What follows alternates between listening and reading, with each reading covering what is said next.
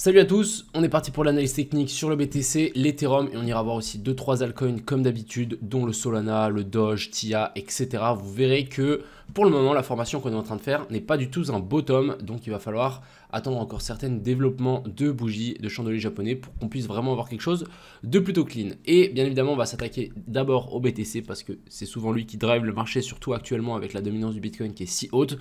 Donc on va faire un tour par rapport à ça et vous verrez qu'il va falloir être patient. Sur ce, je vous souhaite à tous un excellent visionnage, on est parti. Crypto,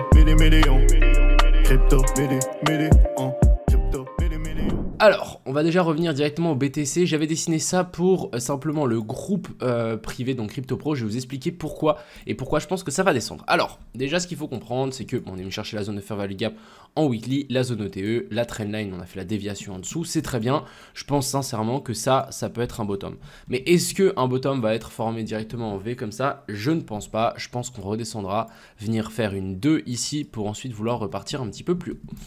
Alors, moi personnellement, si on tire un Fibo depuis ici, je pense que on est potentiellement déjà venu faire un petit top. On a quelque chose d'assez intéressant ici. On a la touchette de la zone OTE, tout simplement de la baisse. Donc c'est normal qu'ici on galère un petit peu, c'est la zone de rechargement de short et il y a des chances qu'on descende un petit peu plus bas.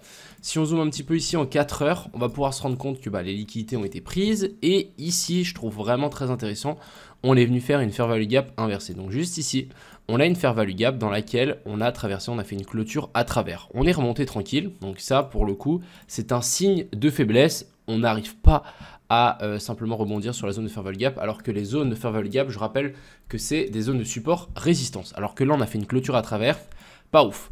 Ensuite, on vient récupérer les dernières liquidités qu'on avait laissées là.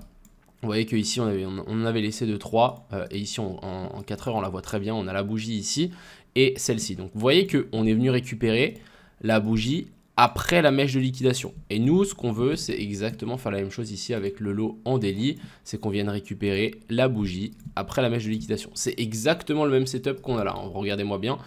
Là, pas moi, mais le chart, vous avez bien la mèche qui est venue liquider la mèche après la mèche de liquidation. Donc ça, c'est quelque chose de plutôt baissier pour le coup. Et du coup, nous, c'est ce qu'on veut, c'est qu'on vienne récupérer le lot qu'on a là. Donc, pour le moment, on est potentiellement en train de faire déjà une petite correction ici en ABC. Le seul petit bémol, c'est que je ne sais pas encore si ce top ici est trouvé ou pas. Parce qu'ici, on est potentiellement dans une, 2, 3, 4 et 5 qu'on vienne récupérer encore une fois là-haut et qu'ensuite on chute. En tout cas, ce qui est sûr et ce que je pense qui arrivera, c'est qu'on vienne récupérer donc l'équal low qu'on a laissé ici. Donc on a bel et bien ici un petit équal low exactement sur la zone des 54 300. On a du coup aussi la mèche après la mèche de liquidation en daily à venir récupérer. Et bien évidemment, il faudra venir récupérer la zone OTE. Je pense qu'à un moment ou à un autre, on viendra récupérer la zone OTE, même si c'est pas tout de suite. Genre même si ici on remonte un petit peu plus haut, on déplacera encore une fois la zone OTE, mais on y reviendra à un moment ou à un autre. Ça, je suis assez persuadé. Donc, il va falloir simplement patienter. Personnellement, j'ai encore 50% de l'argent que je veux rentrer en spot qui attend. Simplement, je vais acheter de l'Ethereum. Donc, on va aller checker l'Ethereum tout à l'heure. Mais là, pour moi, on a vraiment une très très belle zone de cluster qui est située donc entre la zone des 54 300 et la zone des 52 000. Pour moi, ça sera une zone excellente pour rentrer en long. Autre chose, petit détail que je tenais aussi à vous parler, c'est que si on redescend là, ça risque d'être très rapide. Quand je dis très rapide, c'est que ici on va peut-être pouvoir galérer pendant un petit temps, mais après on chutera, ça va aller assez vite et on va remonter direct. Pourquoi? Parce qu'on n'a pas forcément envie qu'ici il y a beaucoup de gens qui rentrent en long. Donc ça va être rapide et efficace. On ne descendra pas forcément ici, prendre son temps, etc. pour ensuite repartir, ça serait trop beau. Donc n'hésitez pas à placer des ordres, je pense que c'est vraiment le mieux, vous placez des ordres entre la zone des 54 000 et 52 000, ça me semblerait très bien si vous voulez acheter du BTC, et patienter à ce qu'on descende ici potentiellement à ABC, parce que je pense qu'on va venir récupérer des zones de Fair Value Gap, on va rebondir, redescendre, etc. Donc je verrai bien, si je vous le dessine, vraiment le scénario parfait, c'est qu'on redescende ici, on récupère cette zone de FVG, on remonte là-haut, venir faire résistance sur les dernières zones de support, ici on descend, on fasse une très jolie correction ici en ABC et boum, ici on remonte très très vite et très très fort et ça repartirait. Et là pour moi on aurait vraiment un très joli petit bottom qui serait mis en place. Donc simplement on va patienter. On va faire un petit tour sur la dominance du BTC qui elle ne veut toujours pas ralentir. Donc franchement pour le coup ici il n'y a aucun top. Je pense sincèrement qu'on va peut-être venir chercher la zone des 60%. C'est pas exactement la... oui, c'est la zone des 60%, la zone ETE, et pourquoi pas aussi chercher, je crois qu'on a une zone de fair value gap juste ici au-dessus, à venir récup. Donc, je m'attends encore à un petit rebond, et ensuite après, on pourra avoir la petite all season qui va se mettre en place, et l'Ethereum qui va s'envoler, et ça, on veut. Alors, du côté de l'Ethereum, on était revenu chercher donc facilement la zone OTE qui était ici, exactement, j'ai rien d'autre à dire. Moi, ce que j'attends vraiment, c'est qu'on vienne récupérer donc ici, vous voyez qu'on a fait la bougie après la mèche de liquidation, même si c'est celle-là, mais je pense sincèrement qu'on peut venir récupérer ici la zone des 2300 $. Et par exemple, un petit peu, même chose que le BTC ici, je pense qu'ici on a un potentiel petit top qui s'est mis en place. Si je dessine, hop, on est bien venu récupérer la mèche après la mèche de liquidation qu'on avait là. Et du coup là, je voudrais bien une petite redescente, qu'on vienne récupérer ces lots là, qu'on vienne aussi récupérer la zone OTE, hop hop hop, qui est ici vers la zone des 2350, et ensuite on pourra repartir sainement. Deuxième chose que je tenais aussi à vous dire, je ne sais pas encore exactement si ça c'est un top. On peut, je pense, monter encore un petit peu plus pour l'Ethereum, même chose pour le BTC. Donc simplement il va falloir vraiment patienter qu'on redescende, et je vous dis ça va prendre du temps. Donc bien évidemment l'Ethereum et le BTC, donc en général ça va prendre beaucoup plus de temps en étant là-haut, pour ensuite créer la liquidité en dessous. On viendra la récupérer rapidement, et ensuite ça repartira très fort. Donc ça, c'est le genre de move qu'on fait assez souvent, et c'est pour ça qu'il faut simplement être patient et ne pas faiblir quand on latéralise dans ces mouvements-là. Ensuite, on va parler bien évidemment du Solana. Je sais qu'il y a beaucoup de gens d'entre vous qui attendent ce fameux Solana qu'on redescende. Alors, par contre, le Solana, moi je le trouve assez baissier comparé aux autres. On est bien venu récupérer alors, la zone ETE. Donc vous voyez que la zone des 0,68 ici a très bien été respectée. Ensuite ici, on a fait une petite inversion de structure. Donc là, vraiment, on a notre petit boss et le COS. On redescend, on a latéralisé, on a laissé plein de liquidités ici en dessous. Vous voyez encore une fois, on descend en ascenseur, on monte en escalier, on redescend en ascenseur. Donc c'est vraiment pour le coup ici baissier en low time frame. Et bien évidemment, nous ce qu'on veut, c'est qu'on vienne récupérer la bougie après la mèche de liquidation qui est ici.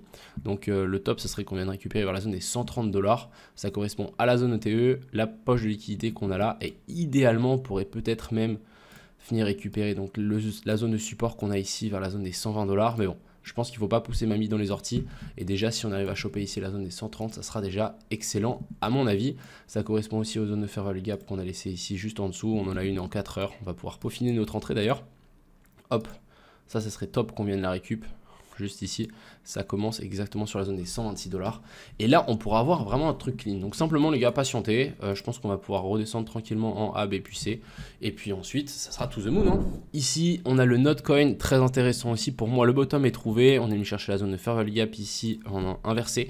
On est venu s'appuyer une fois dessus. Sauf que pas de correction ABC. Donc je pense sincèrement qu'ici, on va pouvoir faire une A, B, et puis C, passer ici en dessous, et ensuite après on pourra s'envoler et partir bien plus fort. Donc simplement, je pense qu'il faut simplement patienter, et en plus vous voyez que là le dernier plus bas n'était pas venu chercher la zone des 0,108, donc simplement attendons que la zone des 0,108 soit touchée sur pas mal d'altcoins, et là ça pourrait être super intéressant. Parlons un petit peu du Doge. Doge c'est plus ou moins le même optique que du coup tous les autres coins. Je pense sincèrement qu'on peut avoir un très joli bottom ici, sauf que maintenant il nous faut un retour dans la zone de FVG qu'on a ici. Pourquoi pas même faire un retest de ce lot là, venir récupérer la zone d'OTE de ce niveau là qui correspond exactement sur la zone des 9 centimes, et c'est le même scénario et le même pattern pour toutes les alts. C'est simplement attendons un retour tranquillement dans ces zones là, et là on pourra avoir un super achat à mon avis. Même chose pour le TIA, alors pas forcément exactement la même chose pour le TIA. La zone de fair value gap ici inversée a très bien fonctionné. Donc pour moi ici, c'est même encore plus bullish. Je pense qu'on va pouvoir venir corriger donc ce dernier mouvement, venir récupérer de nouveau la zone OTE qu'on a laissée là, et ensuite on pourra repartir vers le haut. Et l'objectif ici pour le TIA, ça va être de venir nous former un nouveau plus haut par rapport à ça. Si on arrive à nous former un nouveau plus haut par rapport à ça, on sera officiellement en train de changer de tendance, et on sera vraiment aussi en grosse time frame. Passons un petit coup sur le Gala qui avait fait une inversion structure ici magnifique, qu'on a continué à chuter. Alors ici par contre pour le Gala, compliqué à dire, est-ce qu'on a trouvé le bottom ou pas, j'en sais rien.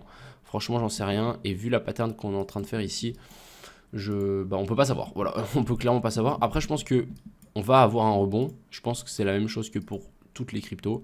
Revenir récupérer la zone OTE de ce niveau-là. Par contre, après, je sais pas si, est-ce qu'on va nous former un bottom comme ça, tac, tac, tac, et ensuite on va remonter beaucoup plus haut, ou est-ce qu'on va juste simplement nous faire une ABC, un truc comme ça, et qu'ensuite ici on enfonce plus bas. Ça dépendra aussi beaucoup de la dominance du Bitcoin, ça dépendra aussi comment le Bitcoin va réagir, mais si on regarde ici, simplement le graphique, on fait des plus bas, toujours plus bas, il n'y a pas d'inversion structure, donc il y a quand même des alts qui sont quand même assez faibles en ce moment, et qu'il faut à mon avis se méfier.